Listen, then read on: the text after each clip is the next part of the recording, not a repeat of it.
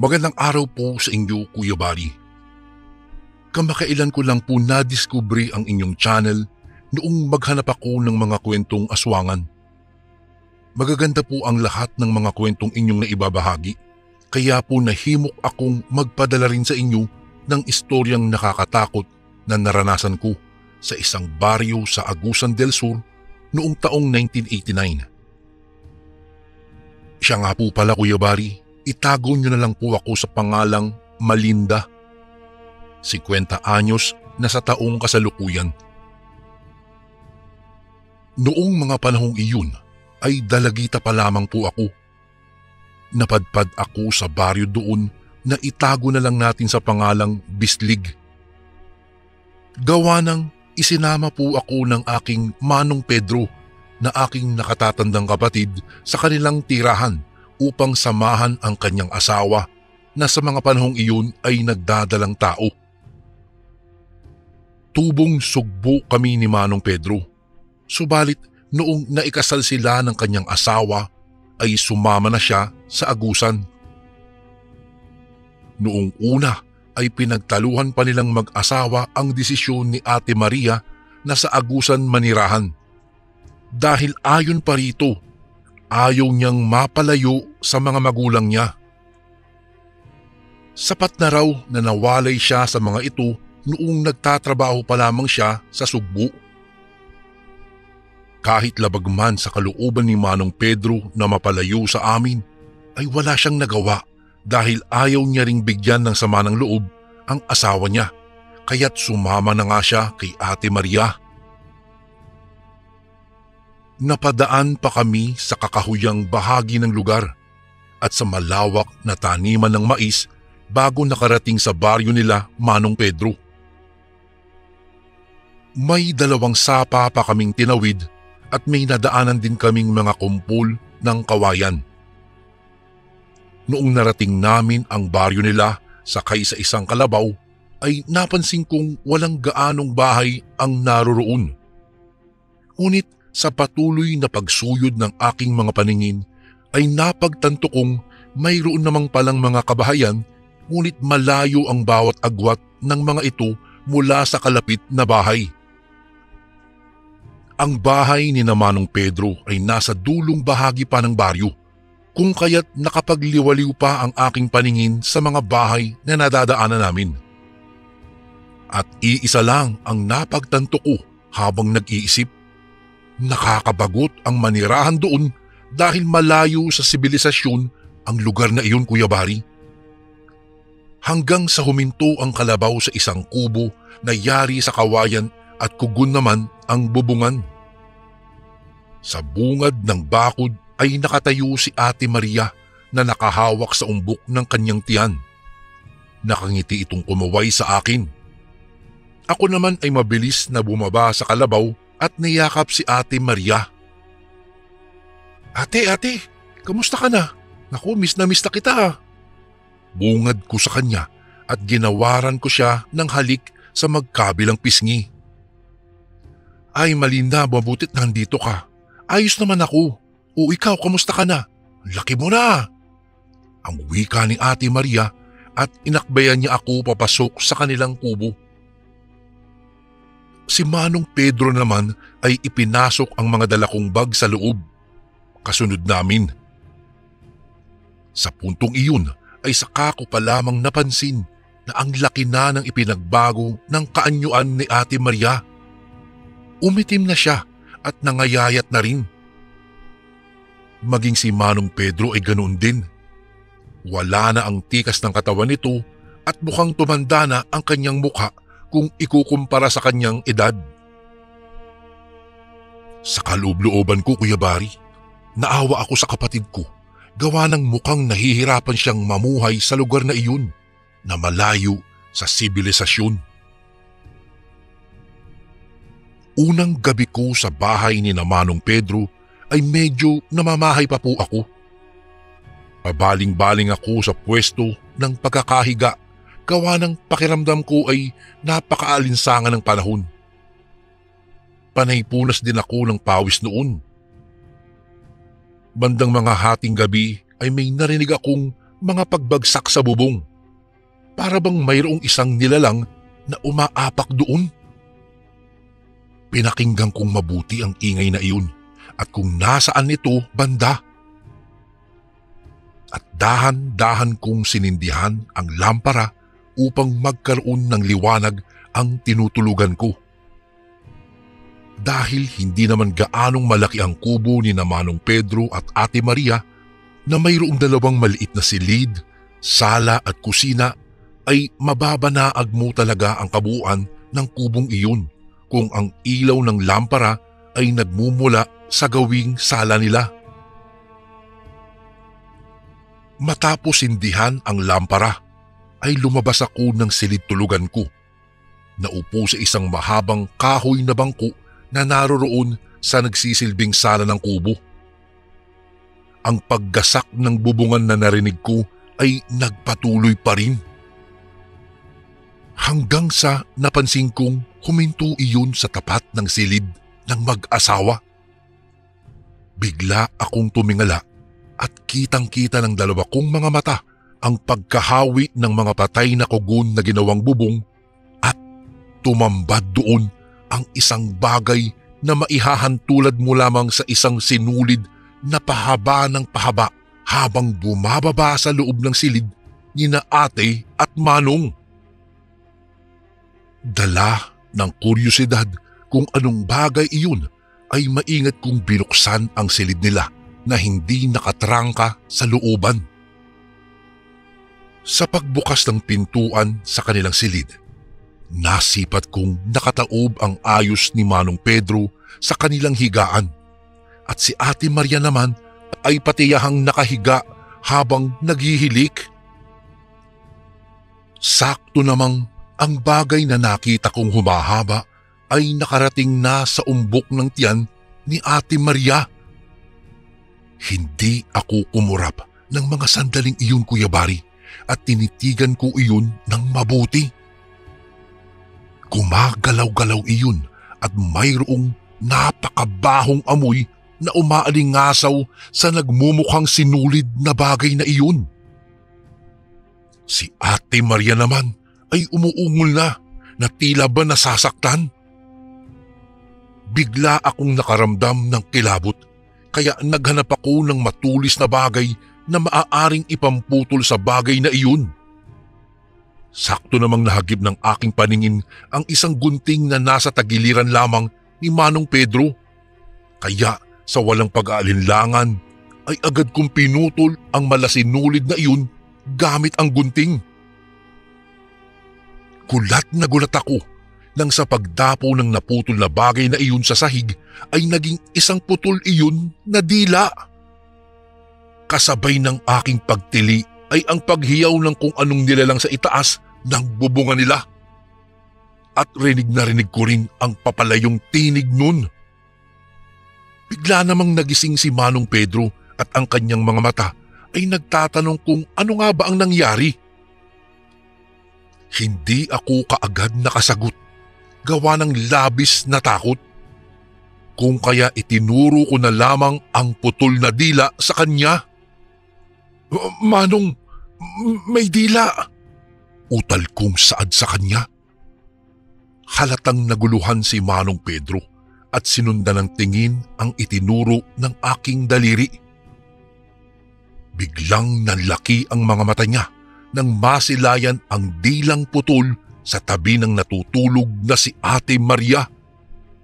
Mahal gising! Saad ni Manong Pedro sabay tapik sa magkabilang pisngi ng asawa. Pupungas-pungas namang bumangon si Ate Maria, pero bigla rin namang siyang umayos nang makita ang bagay na nasa kaniyang tabi.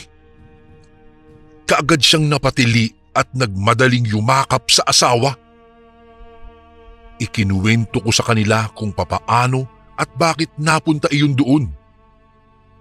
Nagpasalamat naman sa akin si Ate Maria dahil baka kung hindi ko naagapan ay malamang napahamak na raw siya at ang magiging pamangkin ko. Naku, sa palagay ko may magbabalik dito upang kunin ang pag-aari nito. Simula ngayon, lagi na tayong mag-iingat sa gabi man o sa araw Wika ni Manong Pedro sa amin. Hindi ko nauunawaan ang ibig niyang ipahiwatig. Hindi ko alam kung ano ang gagawin at hindi ko lubos maisip kung ano o sino ang nagmamay-ari ng putol na dila. Kaya naman ay naglakas loob akong magtanong sa kanila, Kuya Bari. Manong, ano po bang klaseng nilalang yun? Yung may-ari ng dila na ito? Ay, Iha, Tik-Tik. Tik-Tik ang may-ari niyan. Isang uri ito ng aswang na kadalasang binibiktima ay mga buntis. Para sa kanila ay humahalimuyak ang amoy ng isang buntis at para sa kanila, nakakatakam itong kainin. Ang aswang na ito ay may kakayahang pahabain ang kanyang dila na parang gahibla lamang. At iyon ang nakita mo kanina, Malinda, na sinasabi mong parang sinulid. Pagpapaliwanag ni Manong Pedro. Yun ba? Naku, may mga aswang pala rito sa baryo na ito. Inosente kong tanong sa kanila. Wala, Malinda. Ayon sa matatanda, ang mga aswang ay hindi nang bibiktima ng mga kapitbahay, maging sa mga taong malalapit sa kanila, maging sa kanilang mga kababaryo. Kadalasan ay dumarayo ang mga aswang upang makapambiktima ng iba. Tugon naman ni Ate Maria na nakahawak sa umbok ng kanyang tiyan. Ang putol na dila ay ibinalot ni Manong Pedro sa isang maitim na tela at isinilid sa isang garapon na mayroong lamang langis. Isang araw, Kuya Bari, naglaba ako sa may ilog doon. Sa gilid na parte naman ng ilog ay mayroong mayabong na kumpol ng mga kawayan. Doon sa may ibabang bahagi ng mga kawayanan ay mayroong mga umaagos na tubig na ginawan ng maliit na batis. Doon kami nagsasalok ng maiinom. Habang ako po'y naglalaba, panay naman ang lingon ko sa gawi ng batis. Baka kasi may magsalok ng tubig doon at hindi ko mapansin. Magugulatin pa naman po ako. Bago ko po ituloy ang kwentong ito ay may commercial lang muna tayo. Naririto na po ang Kasundo Mugs. Ito po ay personal na dinisenyo ko po para sa iyo, kasundo. Ang bawat mug na bibilhin niyo po ay magiging malaking tulong para sa pagpapatuloy namin ng pagbibigay po sa inyo ng libreng kwento at libangan araw-araw. Ang Kasundo Mugs po ay available na po sa Lazada at Shopee. Yung link po ay nasa description ng video ito. Ngayon pa lang po, nagpapasalamat na ako sa iyo, kasundo, sa pagbili mo ng ating Kasundo Mugs. Maraming salamat po and God bless.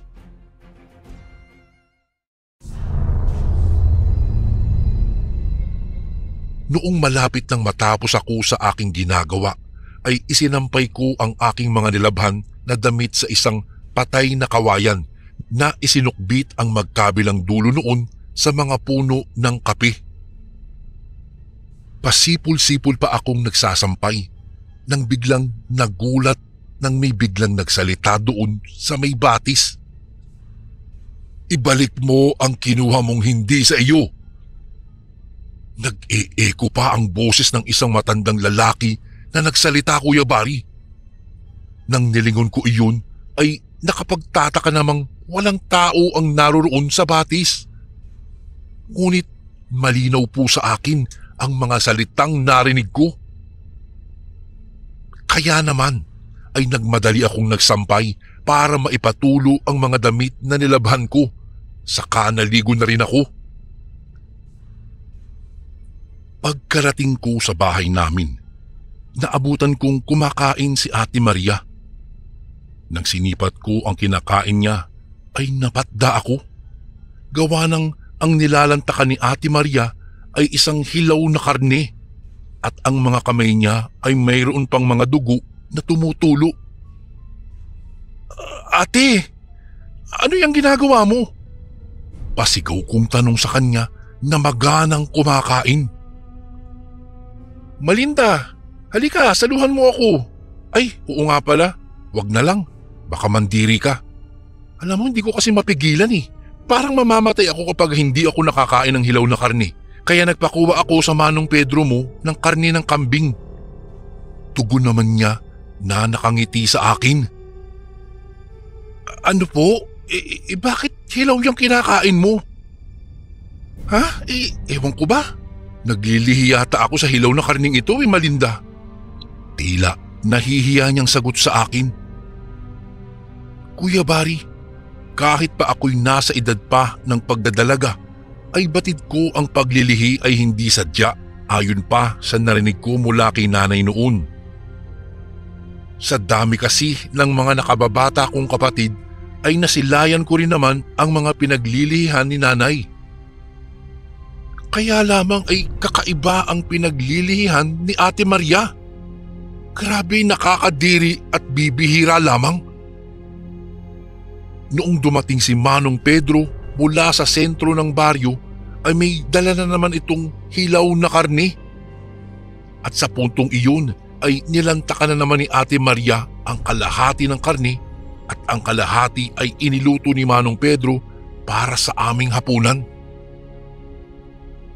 Dahil sa nandiri po ako sa ginawang pagkain ni Ate Maria sa hilaw ay hindi na ako nakakain pa sa nailutong ulam.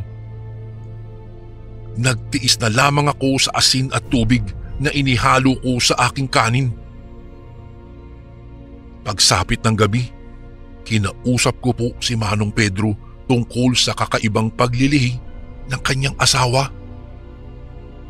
Manong Pedro, bakit ganun? Kakaiba naman ata kung maglihi siya. Bungad ko sa kanya nang pumasok siya sa kusina at ako naman ay naguhugas ng mga pinggan. Hindi ko din alam, Malinda. Pero ginagawa ko ang lahat para sa ikabubuti niya at saka sa magiging anak namin siyempre. Alam kong nandidiri ka sa ginawa niya, subalit kailangan natin siyang suportahan upang malusog na maisilang niya ang sanggol. Huwag ka mag-alala, hindi rin naman magtatagal, mawawala na rin ang kanyang paglilihi. Mahinahong saad ni Manong Pedro. Matapos niyang sabihin iyon ay hindi na ako nagsalitang muli.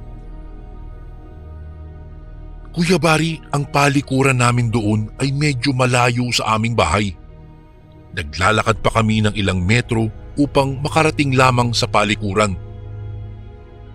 Noong nasa kaligitnaan ako ng pagpupupo ay may isang malaking anino na nahagip ang aking mga paningin sa gilid na bahagi ng aming palikuran. Tanging mga sako lamang kasi ang nakatabing sa palikuran namin na iyon at wala pa iyong bubungan. Sino yan? Sino yan? Lakas loob kong tanong kahit na binabayo na ako ng kakaibang kaba. Walang sumagot, ni hindi nga iyon gumalaw. Nanatili lamang iyon sa kanyang kinaruroonan hanggang sa nagpakawala iyon ng huni. Sa labis na takot ay mabilis kong tinapos ang ginagawa ko. Kahit nanginginig ay lakas loob kong binuksan ang palikuran. Bigla namang lumipad ang nilalang at sa puntong iyon ay mabilis kong tinakbo ang bahay namin. Pagkarating doon ay nawala naman ang nilalang. Hindi ako nakatulog ng gabing iyon, Kuya Bari. At pagsapit ng hating gabi ay narinig ko na naman ang paggasak ng bubungan. Alam kong naroroon ang nilalang. Mabilis naman akong kumuha ng itak at isang dakot ng asin bilang pananggalang sa nilalang ng dilim na iyon. Sa pagtingala ko sa bubungan ay sakto namang nakahawi na ang bubong at nasilayan ko roon ang isang pares ng mga mata. Pulang-pula ang mga iyon na nandilisik pa. Pagkakita noon ay ubod lakas kong inihagis pa itaas ang daladala kong isang dakot na asin. Narinig kong humiyaw iyon at malakas na dinagandaganan ang bubong ng kubo. Nagising na rin ang mag-asawa dulot ng ingay na ginawa noon sa bubong. Napagtanto kaagad ni Manong Pedro na naroroon na naman ang tiktik, kaya lumabas siya ng bahay dala-dala ang buntot ng pagi. Ako naman ay sinamahan si Ate Maria sa loob ng kubo. Sa puntong iyon ay humilab ang tiyan ni Ate Maria. Mula sa loob ng bahay ay rinig namin ang pakikipagpambuno ni Manong Pedro sa tiktik. Maririnig din ang tunog ng paghampas niya ng buntot pagi sa nilalang. Hanggang sa narinig namin ang galit na boses ni Manong Pedro. Bakit? Bakit mo nagawa sa amin ito? Kaagad kaming lumabas ni Ate Maria upang sipatin kung sino ang kinakausap ni Manong Pedro. Pagkalabas namin ay nanginginig na umiiyak si Ate Maria. Bakit? Bakit kami ang binibiktima mo? Wala sa hinagap ko na mangyayari ito sa amin. Sa mga kamay mo. Isa kang traidor. Bulyaw ni Ate Maria sa nilalang na nag-anyong tao na. Maria, napagkasunduan na natin na walang pakialamanan. Ngunit hindi ko maaaring ipagwalang bahala ang ginawa ninyo sa dila ng isa sa aking mga kauri. Nagpunta ako rito upang bawiin ang kinuha ninyo mula sa kanya. Kahit tila nanghihina ay maotoridad pa rin ang boses ng matandang lalaki. Kayo ang unang bumali sa usapan natin. Pinagtangkaan ng inyong kauri ang buhay ng aking asawa at anak. Mabuti na lang at hindi siya nagwagi dahil naagapan ng aking kapatid ang kanyang kapangahasan. Matigas ang anyo ni Manong Pedro habang matiim na nakatitig sa matanda. Ikaw Pedro. Papalampasin ko ang ginawa mong ito. Subalit batid kong hindi kayo tatantanan ng aking mga kauri dahil itinago ninyo ang dila ng isa sa aking mga kasamahan. Ang mabuti pa, ibigay ninyo sa akin iyon ngayon. Bulyaw naman ng matandang lalaki. Utang na loob, umalis na po kayo. Ayoko nang makita pa ang pagmumukha ninyo. Matagal ng labag sa kalooban ko ang pag-anib ninyo sa mga nilalang sa dilim. Pero wala kayong narinig mula sa akin. Tinanggap ko pa rin kayong dalawa ni Ina. Pero sumusobra na kayo. Dahil ba sa hindi nyo na isakatuparan na gawin din akong isang aswang, ay kakainin na ninyo ang magiging supling ko? Hindi po mangyayari iyon. Magkakamatayan tayo, Ama. Galit na turan ni Ate Maria. Hanggang sa biglang may bumulusok malapit sa kinaroroonan ng aswang. Isang tiktik na unti-unting nag-iba ng kaanyuan matapos na makalapag sa lupa. Nagsalita ito ngunit hindi namin maintindihan gawa ng parang kinakain ito ang kanyang mga sinasabi. Hanggang sa napagtanto ko na ang tiktik na iyon ay siyang nagmamay-ari ng dilang naputol ko. Ha? Ina? Ikaw ang panghas na iyon? Walang hiya ka? Isa kang ahas! Traidor kayo! Histerikal na saad ni Ate Maria saka mabilis na nagtungo sa loob ng kubo. Si Manong Pedro ay tanaw ko na mahigpit pa rin ang pagkakahawak sa buntot ng pagi na tangan-tangan nito. Akmang sasalakay na siya ng babaeng aswang nang biglang lumabas muli ng kubo si Ate Maria. Ito ba? Ito ba ang hinahanap ninyo? Sigaw niya at ipinakita ang garapon na pinaglagyan ng naputol na dila. Hindi naman nakakilos ang dalawang matanda. Akin na yan, Maria! Utos naman ng kanyang ama. Binuksan ni Ate Maria ang garapon at kinuha mula sa loob noon ang dilang putol. At inihulog niya sa lupa at binudburan ng maraming asin. Umusok ang dilang natatabunan ng maraming asin kasabay ng paghiyaw ng babaeng nilalang. Isa kang pangas! Manang-mana ka talaga sa kapangasan ng iyong tunay na mga magulang. Noon ay hindi ka namin nadukot mula sa kanyang sinapupunan. Ngayon ay kailangan makuha namin ang nasa loob ng iyong tiyan. Mabangis na sigaw ng lalaking tiktik. Hanggang sa magkasabay ang dalawang aswang na nagpalit ng anyo at lumipad sa ere. Sa puntong iyon ay halos mawalan ako ng malay tao dahil sa mga kakaibang nasasaksihan ko. Inutusan ako ni Manong Pedro na pumasok sa loob ng kubo kasama si Ate Maria. Tumalima naman kaagad kami at mula sa loob ay sinilip namin ang mga nangyari sa labas. Bawat paghataw ng buntot pagi ni Manong Pedro sa dalawang aswang ay umuusok ang bawat parte ng katawan nila na tinatamaan. Hanggang sa kapwa silang dalawa ay nanghina na sumayad sa lupa. Si Manong Pedro naman ay pawisan at kita na rin sa kanya ang kapaguran. Hanggang sa biglang tumayo ang babaeng tiktik. Ngunit sa paglipas ng ilang segundo ay bumaksak din ito sa lupa. Maging ang lalaking tiktik ay kaagad na dinaluhan ang kasama. Sumigaw ang tiktik na tila ba nagdadalamhati at mabilis na sinunggaban si Manong Pedro. Agad namang nakailag ang kapatid ko at inihampas ng makailang ulit ang buntot pagi sa kalaban. Umuusok ang buo nitong katawan at nagkaroon ng malalaking sugat. Bago nalagutan ng hininga ang aswang, ay nakalmot pa niya ang braso ni Manong Pedro. Sa pag-aalala ko ay napasigaw ako, Kuya Bari. Nang makalabas ako ay bigla kong nakita ang mga nagliliparan na mga nilalang na parang mga paniki.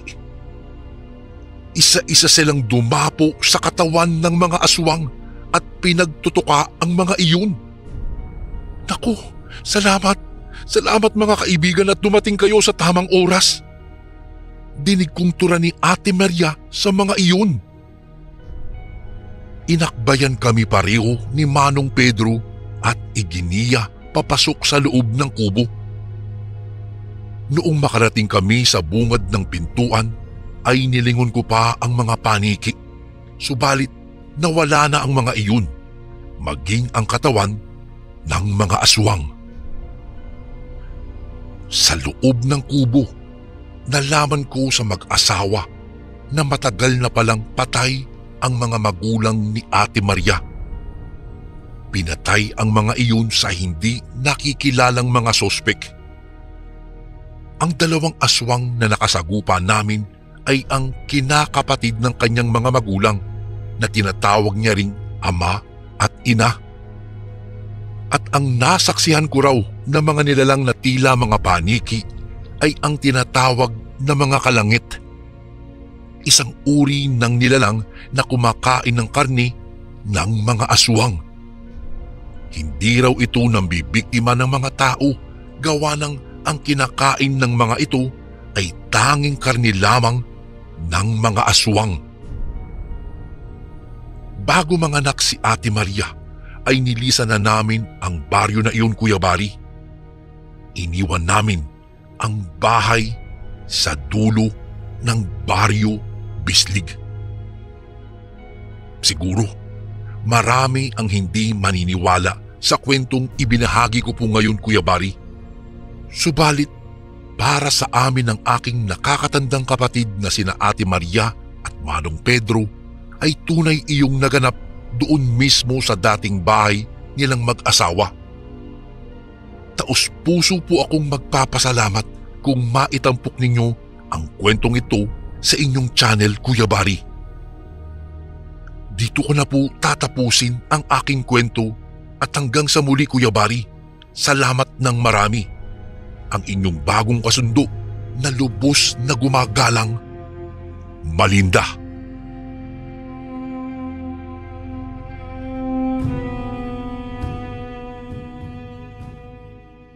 Hello po, Kuya Bari. Magandang araw o gabi sa inyo at sa lahat ng inyong tagapakinig. Itago niyo na lang po ako sa pangalang Bernie.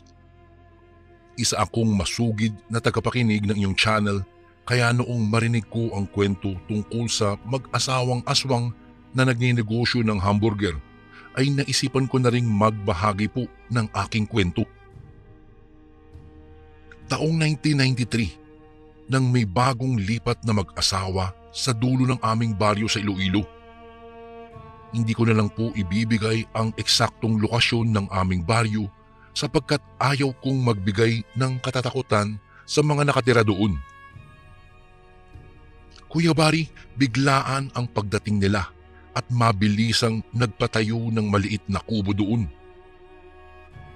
Sa bahaging iyon ay napapaligiran na ng kakahuyan, kaya hindi maiwasan na may pumunta doong mga residente upang mangahoy o kaya'y mamasyal.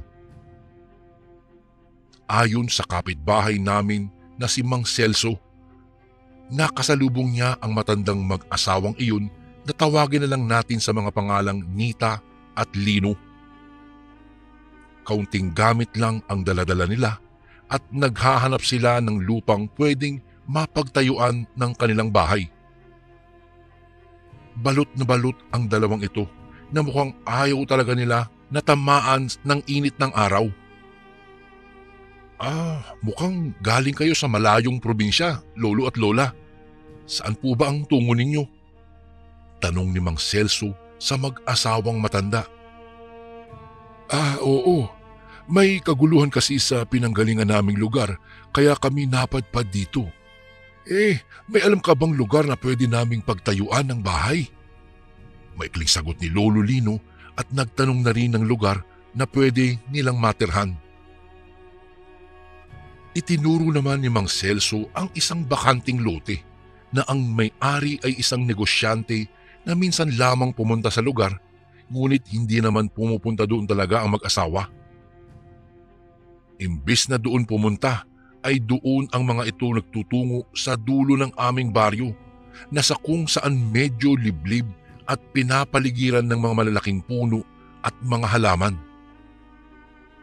Nakita ng kababata kong si Joseph ang isang maliit na kubo na kanilang itinayo.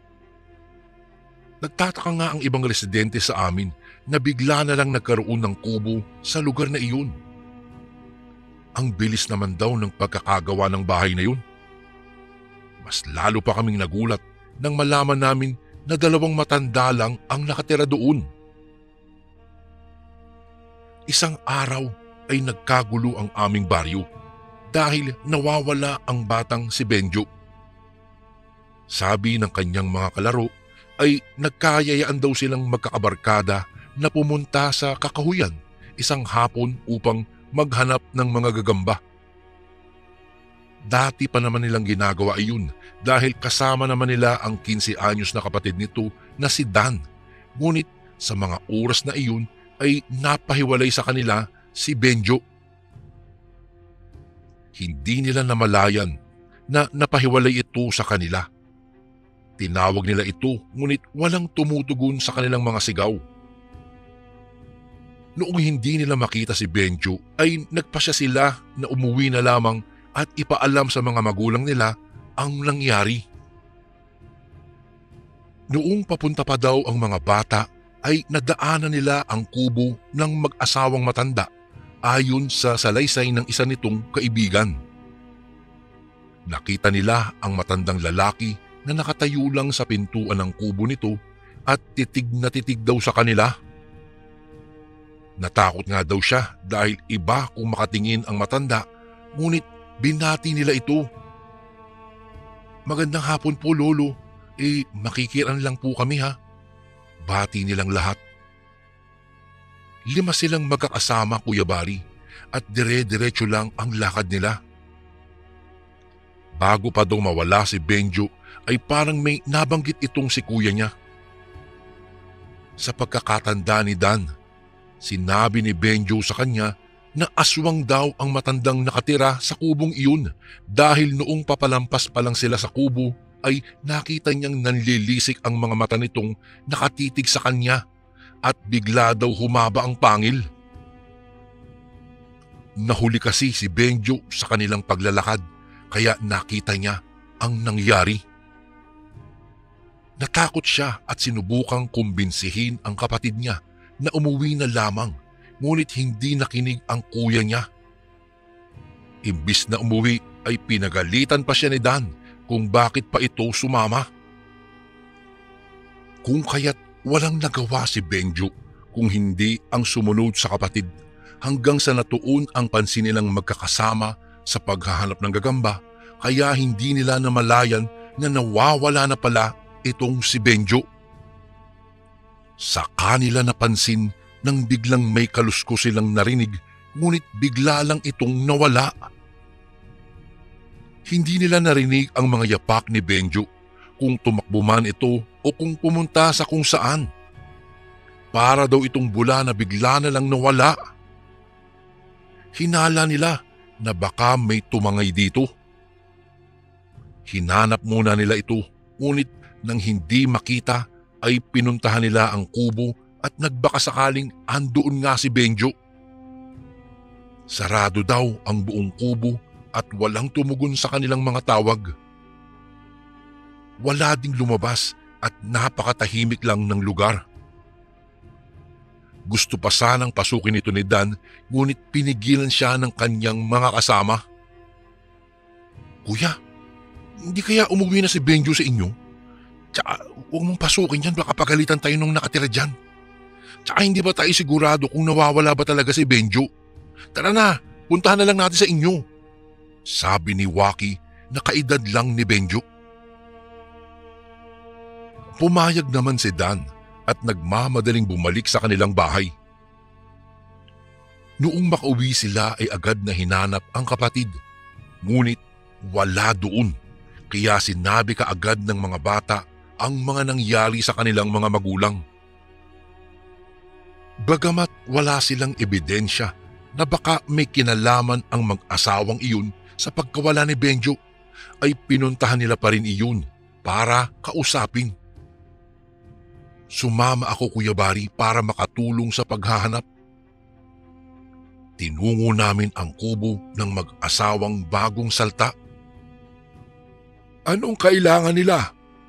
Tanong ng matandang babae pagkatapos narinig ang mga pagtawag ng mga kababaryo namin. Manang, magandang araw po. Gusto lang po sana naming itanong kung nakita niyo po ba ang batang ito? Nawawala po kasi siya. Kasama lang ito ng mga kabarkada niya kanina. Tanong ng ama ni na Benjo at Dan.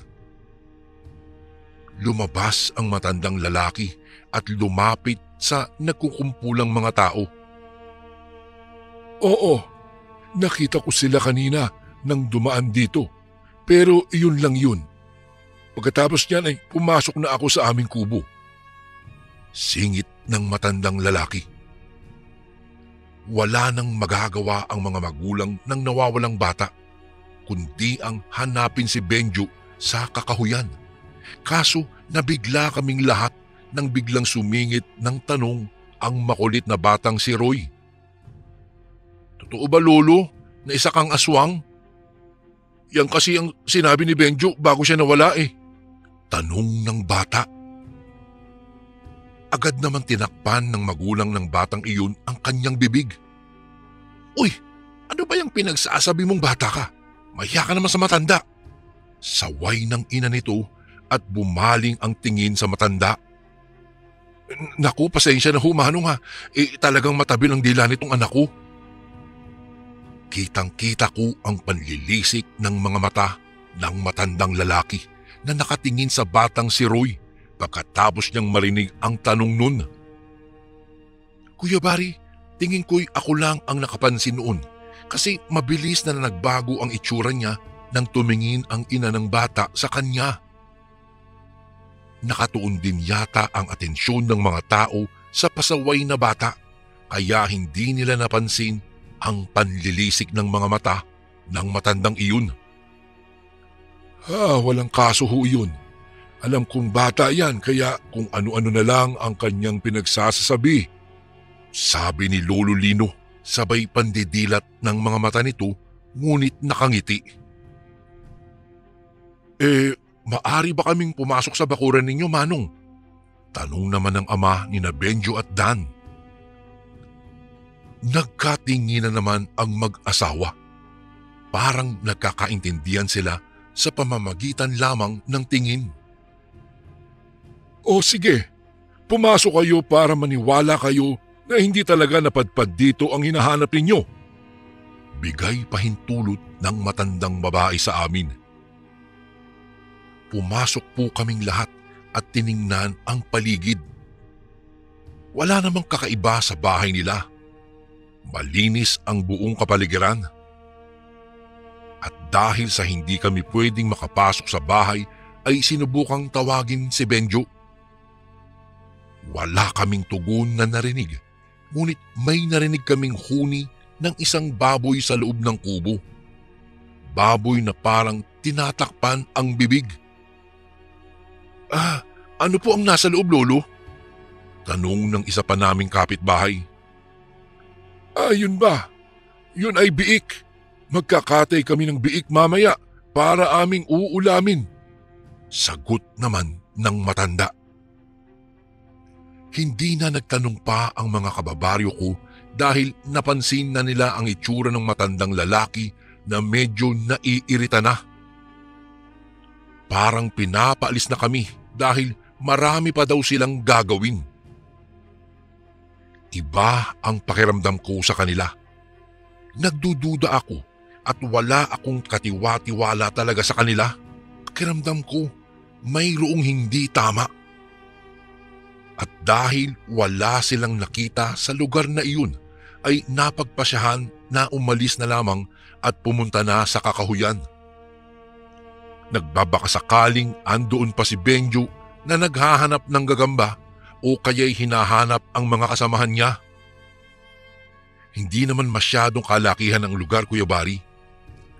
Kung andoon pa si Benjo ay siguradong makikita nila iyon. Nagpaalam na kami sa mag-asawa. Dahil nasa hulihan ako, kitang-kita ko ang pagngiti ng dalawa na halos abot tenga na. Hinanap namin si Benjo, ngunit wala talaga doon ang bata. Lubos nang nag-aalala ang mga magulang ng batang iyon. Imposible na mawala lang si Benjo ng parang bula. Ang hinala ng iba ay baka kinuha iyon ng engkanto. Hindi naman naniniwala ang mga magulang niya dahil matagal na silang naninirahan doon sa baryong iyon. Ngunit wala namang kaso na may engkanto sa kakahuyan. Humingi na lang kami ng tulong sa barangay at tumulong na rin ito sa paghahanap ng bata hanggang sa dumating na sa punto na nawala na ng pag-asa ang pamilya na mahahanap pa ang batang si Benjo. Bago ko po ipagpatuloy ang kwentong ito ay may request sana ako sa iyo, kasundo.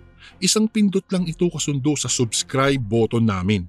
Malaking tulong po ito sa amin, kasundo, upang mapagpatuloy pa namin ang mas marami pang magagandang kwento. Salamat sa pag-subscribe mo, bagong kasundo. Sa pagdaan ng mga araw ay hindi lang si Benjo ang nawawala. Dumadami na ang nawawala sa aming baryo kaya naghigpit ang punong barangay. Hindi na pwedeng umalis ang mga bata na walang kasamang matanda. Dati-rati sa ilalim ng maliwanag na sinag ng buwan ay naglalaro kami ng patintero. Ngunit sa mga panahong iyon ay nagmistulang ghost town na ang aming lugar pagsapit ng dilim. Hindi na hinahayaan ang mga batang maglaro sa labas, lalong-lalo na kapag gabi. Hindi na rin sila pinapayagan na pumunta sa kagubatan upang manguha ng mga gagamba o ng kahoy. Puro matatanda na ang pumupunta doon para manguha ng mga kahoy. Ngunit may isang pangyayari na nakapagpabalot ng takot sa buong baryo. Hindi lang pala mga bata ang nawawala, kung hindi pati mga binatilyo at mga dalagita na kasing idaran ko. 16 na taong gulang na ako sa mga panahong iyon, Kuya Bari.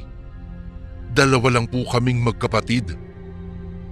Ang sumunod po sa akin ay medyo malayo ang agwat ng edad namin dahil 2 beses nakunan po ang aking ina. Ang nakababata ko namang kapatid ay 10 taong gulang pa lamang. Kahit na tinuturuan na siya ni nanay sa mga gawaing bahay, ay hindi pa rin siya pwedeng utusan upang mangahoy sa kagubatan dahil nga sa mga nangyayari. Ayon sa mga balibalita, may namamataan umano doon na isang malaking baboy ramo. Usap-usapan ng mga tao na baka iyon ang nandudukot ng mga bata. Kagaya ng dati, wala pa ring ebidensya.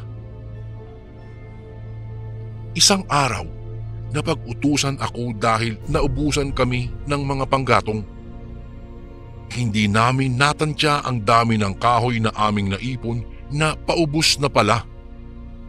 Saka na lang nalaman ni nanay noong tingnan niya ang lagayan ng mga ito. May nagamit pa naman siya noong nagluluto siya ng aming almusal at saka para rin sa tanghalian. Ngunit para sa hapunan ay wala na.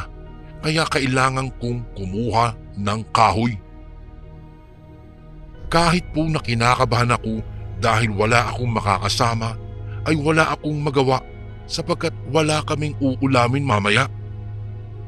Madadaanan ko siyempre ang kubo ng mag-asawang iyon na usap-usapan na mga aswang sapagkat mayroong nakakita na ang mga malalaking baboy ay sa kubo ng mga ito umuuwi.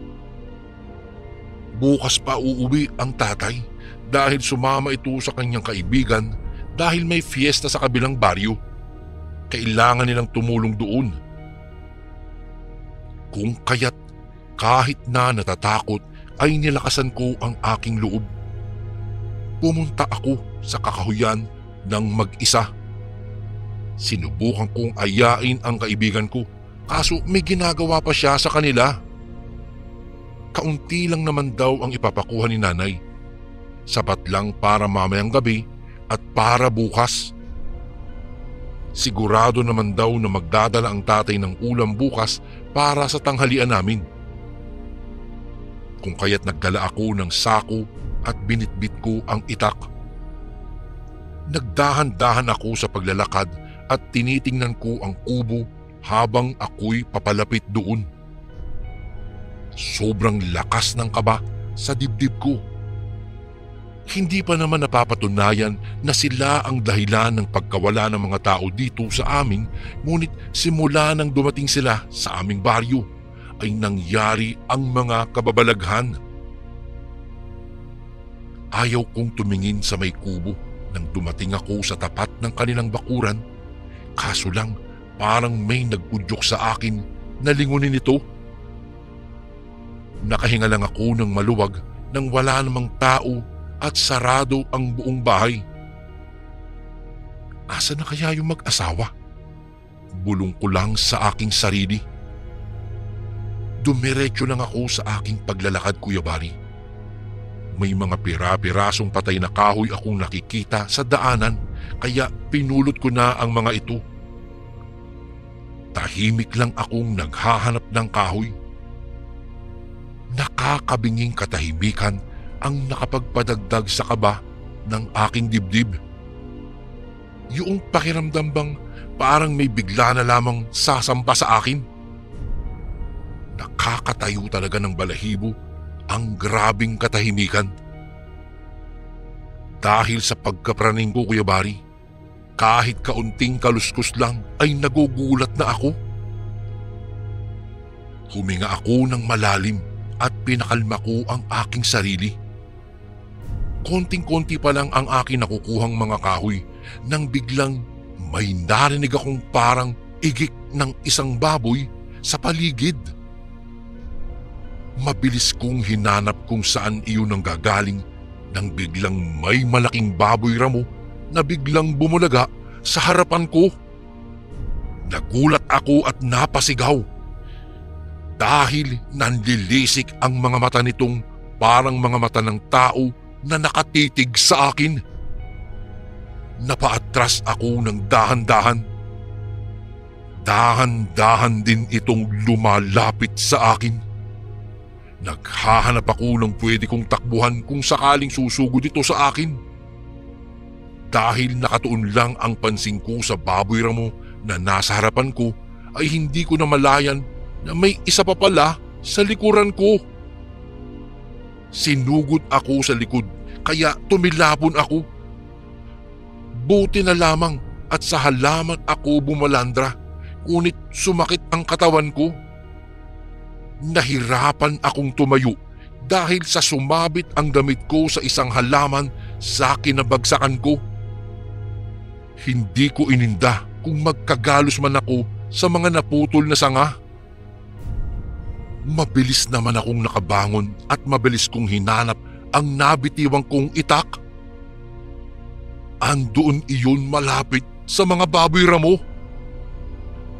Aatake na naman ang dalawa ng sabay at sinubukan kong umiwas. Naiwasan ko sila at pumulot ako ng bato at ibinato ko ito sa kanila. Mabilis akong napatalon at tumalon sa direksyon kung nasaan ang aking itak. Sa wakas nakuha ko ito at mabilis na itinusok sa mga baboy ramo. "Huwag kayong lalapit! Alam kong hindi kayo ordinaryong hayop lang." Sambit ko habang nanginginig ang buo kong katawan dahil sa tindi ng aking takot. Kumikirot na ang mga galos ko sa katawan nang biglang humagikhik ang dalawang baboy ramo na nasa harapan ko. Unti-unting nagbago ng anyo ang mga ito. Itsurang tao ngunit napakapangit ng mga ito. Nakausli ang matutulis nilang mga pangil sa bibig. Mabalahibo ang itim na itim nilang kulubot na balat at tumutulo ang malapot nilang laway. Kitang-kita ko kasi palubog pa lang ang araw. Makapal nga lang ang mga halaman at kahoy kaya makulimlim sa kakahuyan. Nalaki ang mga mata ko nang makilala ko sila. Sinasabi ko na nga ba? Mga aswang kayo. Kayo ang mga nambibiktima ng mga inosenteng bata dito sa baryo namin. Sabi ko sa nanginginig na boses. Umangil at humagikik pa ang mga ito at akma akong susugurin. Batid ko na wala akong laban sa dalawang aswang na ito kaya naisipan ko ng tumakbo. Nararamdaman ko na nakasunod sila sa akin at muntik na akong maabutan kaya itinapon ko na ang itak na daladala ko sa kanila. Natamaan ko naman ang nakasunod sa akin. Takbo lang ako ng takbo habang nagsisisigaw. Maswerte naman ako at may tao sa unahan, si Mang Joven. "Oh, Bernie, ano nangyari sa'yo? Bakit takot na takot ka?" Tanong sa akin ni Mang Joven. "Mang Joven, aswang po! May aswang po! Hinahabol ako ng aswang!" Hingal na sagot ko sa kanya. Tiningnan naman ni Mang Joven ang likuran ko, ngunit wala namang siyang nakita. "Bernie, wala namang nakasunod sa iyo ah. Halika na nga at ihatid kita sa inyo. Alam mo namang delikado sa lugar natin eh. Bakit umalis ka pa na mag-isa?" Paninermon sa akin ni Mang Joven. Nilingon ko ang aking likod. Wala na nga, ngunit alam ko na nagmamasid lang sila sa akin. Alam kong nagtatago sila sa mayabong na halamanan. Hindi nagtagal ay naihatid ako ni Mang Joven sa aming bahay. Sinabi ko ang lahat-lahat kay nanay, kaya kahit wala akong dalang panggatong ay hindi na niya ako pinabalik sa kakahuyan. Sinamahan niya ako papuntang barangay upang sabihin sa punong barangay namin ang nangyari sa akin. Pinuntahan agad namin ang mag-asawang matanda. Tama ang hinala niyo. Ang mga aswang na nambibiktima ng mga tao sa aming baryo ay walang iba kung hindi ang mag-asawang Lino at Nita. Pagdating doon ay sinubukan pa silang tawagin ng kapitan, ngunit walang tumutugon, kaya napilitang buksan ng taong bayan ang kanilang kubo. Pagbukas nila ng pintuan ay biglang umalingasaw ang napakabahong amoy. Muntikan na nga akong masuka nang makita ko ang mga putol-putol na bahagi ng katawan ng tao. Biglang nagwala ang tatay ni Benjo nang makita nito ang damit ng bata na suot nito bago ito nawala. Naiyak na rin ako dahil sa kalunos-lunos na sinapit ng mga bata sa kamay ng mag-asawang aswang. Kung hindi pa ako nakataka sa kanila, ay siguradong isa na ako sa mga taong sinapit ang kahindik-hindik na kamatayan. Noong makuha na ang lahat ng mga labi ng mga batay at nailibing na ang mga ito, sinunog ang kubong iyon upang hindi na mabalikan pa ng mag-asawa. Naging mailap ang hustisya sa aming mga kababaryo sapagkat walang nakakaalam kung saan nagpunta ang mag-asawang aswang na iyon. Pagkatapos po ng paghabol nila sa akin ay mabilis silang tumakas. Tila alam nila na hindi na sila ligtas sa kanilang kinalalagyan. Panalangin ko na lang po sana ay hindi na ako balikan pa sapagkat ako po ang nagsiwalat ng kanilang lihim sa buong baryo. Dahil po sa takot ko, na-trauma ako. Dahil sa takot ay ilang buwan po akong hindi lumabas ng aming tahanan. Isinumbong namin ito sa mga pulis, ngunit hindi naman nila pinaniwalaan. Wala ring nangyari sa aming pagsusumbong, kaya ang ginawa na lang namin ay naglagay ng proteksyon sa aming mga bahay pati sa aming katawan. Simula po noon ay nagbabaon na ako ng mga pangontra at hindi na kailanman umalis ng walang kasama. Hindi na bumalik pa ang mag-asawang aswang na iyon, ngunit kinikilabutan pa rin ako, Kuya Bari, kapag ka naaalala ko ang mga nangyari sa akin noon. Dito ko na po tatapusin ang aking kwento. Hanggang dito na lang po, Kuya Bari, and God bless po at more power po sa inyong channel. Lubos na gumagalang, Bernie.